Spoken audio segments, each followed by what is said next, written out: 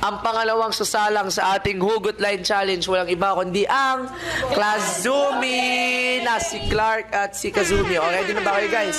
Ready. Simulan mo na, Kazumi, ang unang hugot. Eto, Clark, unang hugot ko sa'yo. Ayan. Aanhin pang tiwala kung ang bawat hinala ay tumatama.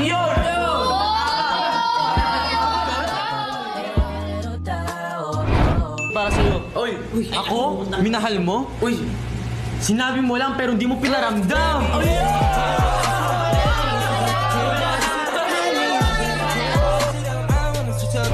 Eto, Clark, bakit ko iiyakan?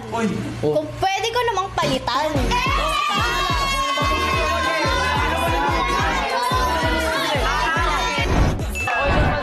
Ito naman sa akin. Hindi ko naman hiniling na unahin mo ko.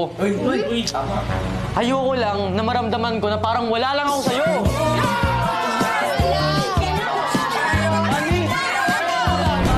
Kapag sinin ka, tumigil ka na. Uy, Hindi mo pa ba nakikita?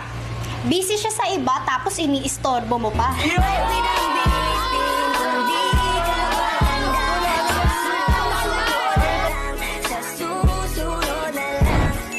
huling hugot ko para sa'yo. Ano yan? Huwag mong hintayin na mapagod siyang mag-effort sa'yo. Bakit? Bago mo ma-realize na mahalaga pala siya sa'yo!